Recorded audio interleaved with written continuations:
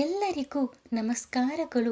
ಮಕರ ಸಂಕ್ರಾಂತಿ ಹಬ್ಬದ ಹಾರ್ದಿಕ ಶುಭಾಶಯಗಳು ಎಲ್ಲರಿಗೂ. ಮಕರ ಸಂಕ್ರಾಂತಿ ಹಬ್ಬ ಯಾವ ದಿನ ಆಚರಣೆ ಮಾಡಿದರೆ ಶ್ರೇಷ್ಠ ಎಂಬುದು ಇಂದು ಅನೇಕ ಜನರಲ್ಲಿ ಸದಾ ಗೊಂದಲ ಉಂಟು ಮಾಡುವ ಪ್ರಶ್ನೆಯಾಗಿದೆ. ಕೆಲವರು ಜನವರಿ 14ರಂದು ಆಚರಿಸುತ್ತಾರೆ, ಇನ್ನು ಕೆಲವರು 15ರಂದು ಆಚರಿಸುತ್ತಾರೆ. ಹಾಗಾದರೆ ನಿಜವಾಗಿ ಯಾವ ದಿನ ಶ್ರೇಷ್ಠ? ಇದರ ಹಿಂದೆ ಇರುವ ಶಾಸ್ತ್ರೀಯ ಮತ್ತು ವೈಜ್ಞಾನಿಕ ಕಾರಣಗಳನ್ನು ತಿಳಿಯೋಣ. ಮಕರ ಸಂಕ್ರಾಂತಿ ನಮ್ಮ ಭಾರತೀಯ ಸಂಸ್ಕೃತಿಯಲ್ಲಿ ಅತ್ಯಂತ ಪವಿತ್ರವಾದ ಹಬ್ಬ. ಇದು ಕೇವಲ ಹಬ್ಬವಲ್ಲ, ಸೂರ್ಯನ ಚಲನೆಯನ್ನು ಆಧರಿಸಿದ ವೈಜ್ಞಾನಿಕ ಘಟನೆ ಕೂಡ ಹೌದು. ಈ ದಿನ ಸೂರ್ಯನು ಧನುರಾಶಿಯಿಂದ ಮಕರ ರಾಶಿಗೆ ಪ್ರವೇಶಿಸುವ ಕ್ಷಣವನ್ನು ಸಂಕ್ರಾಂತಿ ಎಂದು ಕರೆಯುತ್ತಾರೆ. ಆದರೆ ಇದು ಚಂದ್ರಮಾನವಲ್ಲ, ಸೌರ್ಯಮಾನಕ್ಕೆ ಸಂಬಂಧಿಸಿದ ಹಬ್ಬ. ಶಾಸ್ತ್ರಗಳ ಪ್ರಕಾರ ಸೂರ್ಯನು ಮಕರ ರಾಶಿಗೆ ಪ್ರವೇಶಿಸುವ ನಿಖರ ಸಮಯ ಅಂದರೆ ಸಂಕ್ರಾಂತಿ ಕಾಲ ಯಾವ ದಿನ ಬರುತ್ತದೆಯೋ ಅದನ್ನೇ ಆಧಾರ ಮಾಡಿಕೊಂಡು ಹಬ್ಬ ಆಚರಿಸಬೇಕು. ಸಂಕ್ರಾಂತಿ ಹಗಲು ವೇಳೆಯಲ್ಲಿ ಅಂದರೆ ಸೂರ್ಯೋದಯದಿಂದ ಸೂರ್ಯಾಸ್ತಮಾನದ ಒಳಗೆ ಬಂದರೆ ಅದೇ ದಿನ ಹಬ್ಬ ಆಚರಣೆ ಶ್ರೇಷ್ಠ.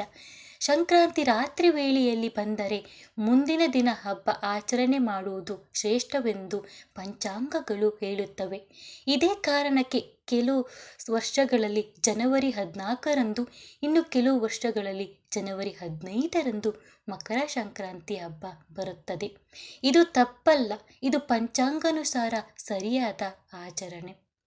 ಮಕರ ಸಂಕ್ರಾಂತಿ ದಿನದಿಂದ ಉತ್ತರಾಯಣ ಪುಣ್ಯಕಾಲ ಆರಂಭವಾಗುತ್ತದೆ, ದೇವತೆಗಳ ದಿನ ಶುರುವಾಗುತ್ತದೆ ಎಂದು ನಂಬಲಾಗಿದೆ. ಭೀಷ್ಮ ಪಿತಾಮಹರು ತಮ್ಮ ದೇಹ ತ್ಯಾಗವನ್ನು ಉತ್ತರಾಯಣದವರೆಗೆ ಕಾಯ್ದಿತ್ತು ಈ ಕಾಲದ ಮಹತ್ವವನ್ನು ತೋರಿಸುತ್ತದೆ. ಈ ದಿನ ಮಾಡಿದ ದಾನ ಪುಣ್ಯ, ತೀರ್ಥಸ್ನಾನ, ಜಪ ತಪಗಳು 1000 ಪಟ್ಟು ಫಲ ನೀಡುತ್ತವೆ ಎಂಬ ನಂಬಿಕೆ ಇದೆ. ಈ ಹಬ್ಬವು ಪ್ರಕೃತಿಯೊಂದಿಗೆ ಮಾನವನ ಸಂಬಂಧವನ್ನು ಸೂಚಿಸುತ್ತದೆ. ಬೆಳೆ ಕಟಾವು ಮುಗಿಯಿತು, ರೈತನು ಸಂತೋಷದಿಂದ ದೇವರಿಗೆ ಕೃತಜ್ಞತೆ ಸಲ್ಲಿಸುವ ದಿನವೇ ಸಂಕ್ರಾಂತಿ. ಎಳ್ಳು ಬೆಲ್ಲ ನೀಡುವುದು ಅಂದರೆ ಎಳ್ಳು ಬೆಲ್ಲ ತಿನ್ನಿ, ಒಳ್ಳೆ ಮಾತನಾಡಿ ಎನ್ನುವುದು ಸಮಾಜದಲ್ಲಿ ಸೌಹಾರ್ದತೆ, ಸಿಹಿತನ ಬೆಳೆಸುವ ಸಂದೇಶವನ್ನು ನೀಡುತ್ತದೆ. ಮಕರ ಸಂಕ್ರಾಂತಿ ಯಾವ ದಿನ ಶ್ರೇಷ್ಠ? ಉತ್ತರ ಒಂದೇ, ಸೂರ್ಯ ಮಕರ ರಾಶಿಗೆ ಪ್ರವೇಶಿಸುವ ದಿನ ಅಥವಾ ಪಂಚಾಂಗ ಹೇಳುವ ಶ್ರೇಷ್ಠ ದಿನವೇ ಸಂಕ್ರಾಂತಿ ಆಚರಣೆ ಯೋಗ ದಿನ. ದಿನಾಂಕಕ್ಕಿಂತ ಶಾಸ್ತ್ರ, ಸಂಸ್ಕೃತಿ ಮತ್ತು ಭಾವನೆ ಮುಖ್ಯ. ನಾವು ಸಂಪ್ರದಾಯವನ್ನು ಅರ್ಥ ಮಾಡಿಕೊಂಡು ಆಚರಿಸಿದಾಗಲೇ ಹಬ್ಬದ ಸಾರ್ಥಕತೆ ಸಿಗುತ್ತದೆ. ನಾವು ಎಲ್ಲರೂ ಮಕರ ಸಂಕ್ರಾಂತಿಯ ಈ ಪವಿತ್ರ ಸಂದರ್ಭದಲ್ಲಿ ಹೊಸ ಬೆಳಕು, ಹೊಸ ಆಶೆ, ಹೊಸ ಸೌಹಾರ್ದತೆ, ಹೊಸ ಆತ್ಮಶುದ್ಧಿ ಇವನ್ನೆಲ್ಲ ಜೀವನದಲ್ಲಿ ಅಳವಡಿಸಿಕೊಳ್ಳೋಣ. ಮಕರ ಸಂಕ್ರಾಂತಿ ದಿನ ದಾನ ಮಾಡಬೇಕಾದ ಶ್ರೇಷ್ಠ ವಸ್ತುಗಳು. ಮಕರ ಸಂಕ್ರಾಂತಿ ದಾನಕ್ಕೆ ಅತ್ಯಂತ ಪುಣ್ಯಫಲ ನೀಡುವ ದಿನ. ಈ ದಿನ ಮಾಡಿದ ದಾನ ಉತ್ತರಾಯಣ ಪುಣ್ಯಕಾಲದ ಆಶೀರ್ವಾದವನ್ನು ಕೊಡುತ್ತದೆ ಎಂದು ಶಾಸ್ತ್ರಗಳು ಹೇಳುತ್ತವೆ. ಎಳ್ಳು ದಾನ, ಎಳ್ಳು ಪಾಪ ನಾಶಕ ಅಂದರೆ ಎಳ್ಳು ದಾನ ಮಾಡಿದರೆ ದೋಷ ನಿವಾರಣೆ, ಆಯಸ್ಸು ವೃದ್ಧಿ, ದುಃಖ ಪರಿಹಾರ.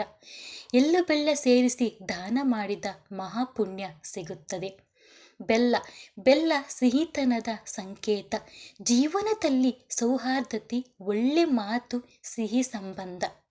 ಅಕ್ಕಿ ಧಾನ್ಯಗಳು, ಅನ್ನದಾನ ಮಹಾದಾನ ಅಂತ ಹೇಳ್ತಾರೆ.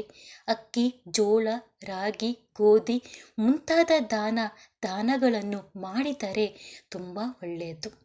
ಅನ್ನದ ಕೊರತೆ ಹೋಗುತ್ತದೆ, ಕುಟುಂಬಕ್ಕೆ ಸಮೃದ್ಧಿ ಸಿಗುತ್ತದೆ. ವಸ್ತುದಾನ ಅಂದರೆ ಬಟ್ಟೆ, ಬಡವರಿಗೆ ಬಟ್ಟೆ ದಾನ ಮಾಡಿದರೆ ಪಿತ್ತು ಸಮೃದ್ಧಿ, ಶೀತಬಾಧೆ ನಿವಾರಣೆ. ವಿಶೇಷವಾಗಿ ಹೊಸ ಬಟ್ಟೆ ಅಥವಾ ಉಪಯೋಗಿಸಬಹುದಾದ ಬಟ್ಟೆ ದಾನ ಶ್ರೇಷ್ಠ. ಹಾಲು ಮತ್ತು ಹಾಲಿನ ಪದಾರ್ಥಗಳು, ಹಾಲು, ತುಪ್ಪ, ಬೆಣ್ಣೆ ದಾನ ಮಾಡಿದರೆ ಶುದ್ಧತೆ, ಆರೋಗ್ಯ, ದೈವ ಅನುಗ್ರಹ ಸಿಗುತ್ತದೆ. ಪಾತ್ರೆಗಳು ಅಂದರೆ ಲೋಹದ ಪಾತ್ರೆ ದಾನ ಮಾಡಿದರೆ ತುಂಬ ಒಳ್ಳೆಯದು. ತಾಮ್ರ, ಕಂಚು, ಹಿತ್ತಾಳೆ ಪಾತ್ರೆ ದಾನ ಮಾಡಿದರೆ ಆಯುಷ್ಯ ವೃದ್ಧಿ, ಮನೆಗೆ ಶಾಂತಿ ಎಂದು ನಂಬಿಕೆ ಇದೆ. ಹಣದಾನ ಶಕ್ತಿ ಇರುವವರು ದೇವಸ್ಥಾನ, ಅನ್ನ ಸಂತರ್ಪಣೆಗೆ ಅಗತ್ಯ ಇರುವವರಿಗೆ ಹಣದಾನ ಮಾಡಿದರೆ ಶ್ರೇಷ್ಠ ಫಲ ಸಿಗುತ್ತದೆ. ಹಸುವಿಗೆ ಮೇವು ಅಥವಾ ಆಹಾರ, ಗೋಮಾತೆಗೆ ಮೇವು, ಹಸಿ ಹುಲ್ಲು ದಾನ ನೀಡುವುದು ಅತ್ಯಂತ ಪುಣ್ಯ, ಪಾಪ ನಿವಾರಣೆ, ಸಂತಾನ ಭಾಗ್ಯ ಎಂದು ಶಾಸ್ತ್ರಗಳು ಹೇಳುತ್ತವೆ. ದಾನ ಮಾಡುವಾಗ ನೆನಪಿಡಬೇಕಾದ ವಿಚಾರಗಳು: ಬೆಳಗ್ಗೆ ಸ್ನಾನ ಮಾಡಿ ದಾನ ಮಾಡುವುದು ಶ್ರೇಷ್ಠ. ಸಾಧ್ಯವಾದಷ್ಟು ನಗು ನಗುತ್ತಾ ದಾನ ಮಾಡಬೇಕು. ದಾನ ಮಾಡಿದ ವಸ್ತು ಮತ್ತೆ ಹಿಂದಕ್ಕೆ ತೆಗೆದುಕೊಳ್ಳಬಾರದು. ಫಲಾಪೇಕ್ಷೆ ಇಲ್ಲದ ಮಾಡಿದ ದಾನವೇ ಶ್ರೇಷ್ಠ.